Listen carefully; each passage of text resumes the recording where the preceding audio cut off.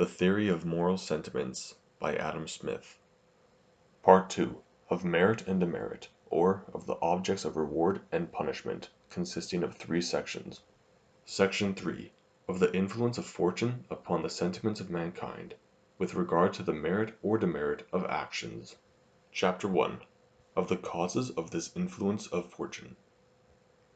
The causes of pain and pleasure, whatever they are or however they operate, seem to be the objective which in all animals immediately excite those 2 passions of gratitude and resentment. They are excited by inanimated as well as animated objects. We are angry for a moment even at the stone that hurts us. A child beats it, a dog barks at it, a choleric man is apt to curse it.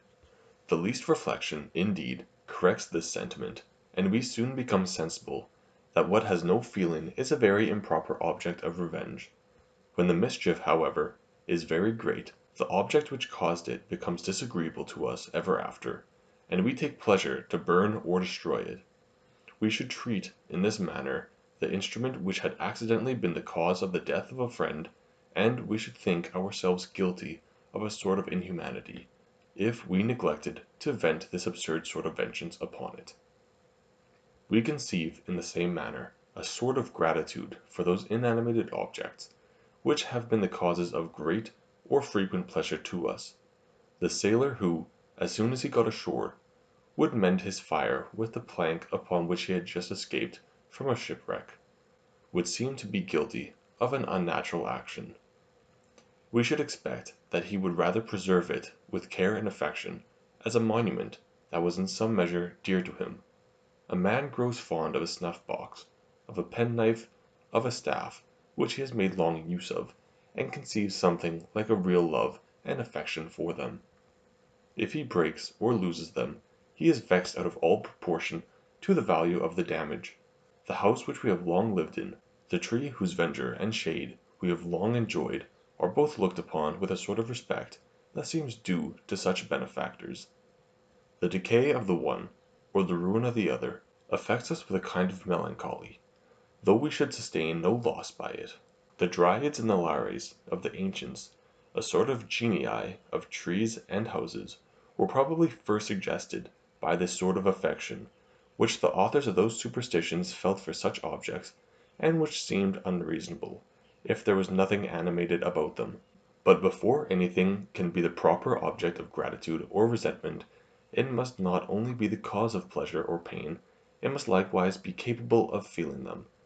Without this other quality those passions cannot vent themselves with any sort of satisfaction upon it.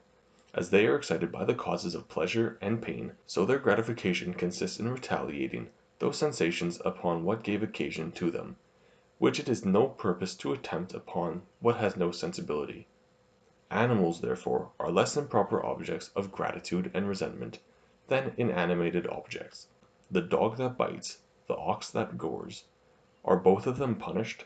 If they have been the causes of the death of any person, neither the public nor the relations of the slain can be satisfied, unless they are put to death in their turn.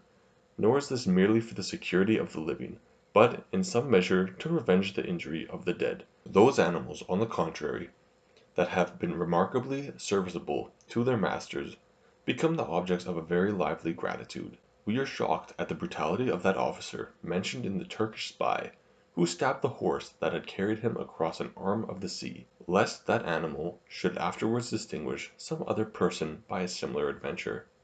But though animals are not the only causes of pleasure and pain, but are also capable of feeling those sensations, they are still far from being complete and perfect objects, either of gratitude or resentment, and those passions still feel that there is something wanting in their gratification. What makes gratitude chiefly desires is not only to make the benefactor feel pleasure in his turn, but to make him conscious that he meets with this reward on account of his past conduct, to make him pleased with that conduct, and to satisfy him that the person upon whom he bestowed his good offices was not unworthy of them. What most of all charms us in our benefactor is the concord between his sentiments and our own, with regard to what interests us so nearly as the worth of our character, and the esteem that is due to us. We are delighted to find a person who values us as we value ourselves, and distinguishes us from the rest of mankind, with an attention not unlike that which we distinguish ourselves. To maintain in him these agreeable and flattering sentiments is one of the chief ends proposed by the returns we are disposed to make of him. A generous mind often disdains the interested thought of extorting new favors from its benefactor, by what may be called the importunities of its gratitude. But to preserve and to increase his esteem is an interest which the greatest mind does not think unworthy of its attention. And this is the foundation of what I formerly observed, that when we cannot enter into the motives of our benefactor, when his conduct and character appear unworthy of our approbation, let his services have been ever so great, our gratitude is always sensibly diminished. We are less flattered by the distinction, and to preserve the esteem of so weak or so worthless a patron, seems to be an object which does not deserve to be pursued for its own sake.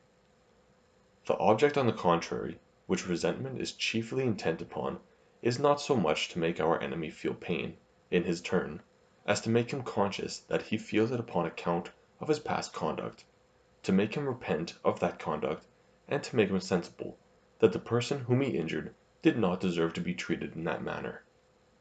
What chiefly enrages us against the man who injures or insults us is the little account which he seems to make of us, the unreasonable preference which he gives to himself above us, and that absurd self-love by which he seems to imagine that other people may be sacrificed at any time to his conveniency or his humor. The glaring impropriety of this conduct, the gross insolence and injustice which it seems to involve in it, often shock and exasperate us more than all the mischief which we have suffered. To bring him back to a more just sense of what is due to other people, to make him sensible of what he owes us, and of the wrong that he has done to us, is frequently the principal end proposed in our revenge, which is always imperfect when it cannot accomplish this. When our enemy appears to have done us no injury, when we are sensible that he acted quite properly, that, in his situation, we should have done the same thing, and that we deserved from him all the mischief we met with. In that case, if we have the least spark either of candor or justice, we can entertain no sort of resentment. Before anything, therefore, can be the complete and proper object, either of gratitude or resentment, it must possess three different qualifications. First, it must be the cause of pleasure in the one case, and of pain in the other. Secondly, it must be capable of feeling those sensations, and, thirdly, it must not only have produced those sensations, but it must have produced them from design, and from a design that is approved of the one case and disapproved of in the other. It is by the first qualification that any object is capable of exciting those passions. It is by the second that it is in any respect capable of gratifying them.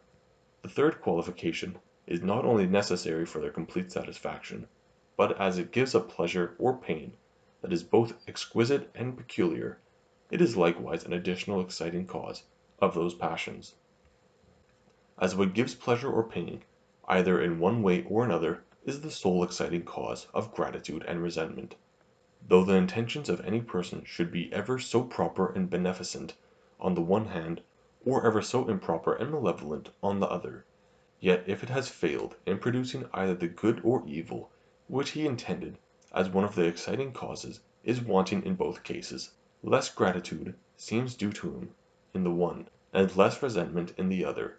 And, on the contrary, though in the intentions of any person there was either no laudable degree of benevolence on the one hand, or no blamable degree of malice on the other, yet if his actions should produce either great good or great evil, as one of the exciting causes takes place upon both these occasions, some gratitude is apt to arise towards him in the one, and some resentment in the other.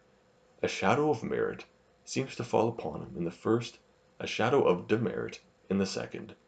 And as the consequences of action are altogether under the empire of fortune, hence arises her influence upon the sentiments of mankind with regard to merit and demerit.